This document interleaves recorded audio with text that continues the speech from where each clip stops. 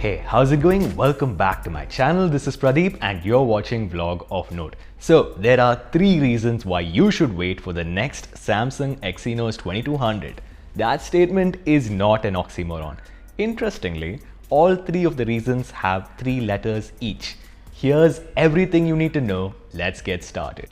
So first of all, the first reason is rather obvious. It's AMD. The 3 letters that Samsung fans, AMD fans have been salivating about ever since the 2 companies signed an agreement almost 3 years ago right now. AMD graphics are coming to the next Exynos 2200 processor. There are 3 main advantages.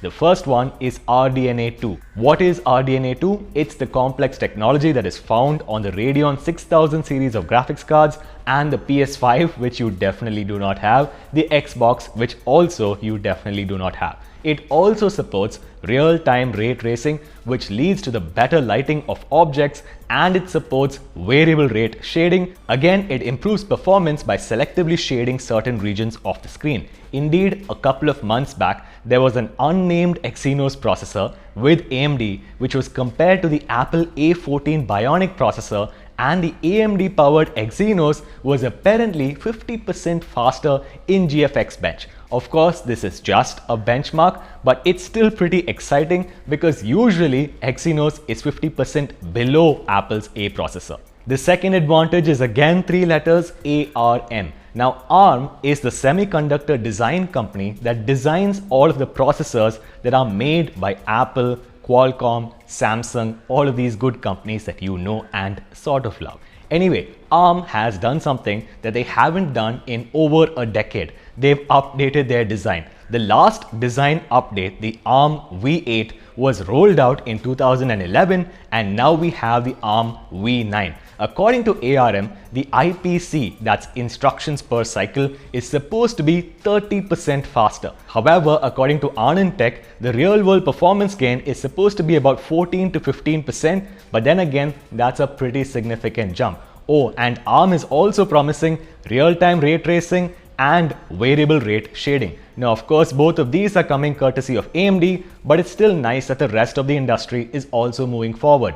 The final major advantage that's coming to the Exynos 2200 is 4 nanometers. Again, 3 letters. Now, this one is a little bit sketchy because a couple of days back, we had this user on Twitter who said basically 2 things. Firstly, Samsung has won the contract for the manufacture of the Snapdragon 8450. That's the next generation of Snapdragon processor, supposedly called the 895. Now, that in itself is a little bit interesting because usually these are manufactured by TSMC. The second thing that the Twitter user said is that the next Snapdragon processor as well as the Exynos processor are supposed to be on the 4 nanometer architecture. Now, when it comes to processor architecture, the smaller the nanometer, the better for the performance and efficiency. Apple's A14 is currently on 5 nanometer, Snapdragon 888 is 5 nanometer, and so is Exynos 2100. However, the next Exynos 2200 and the next Snapdragon 8450 processor are supposed to be 4 nanometer,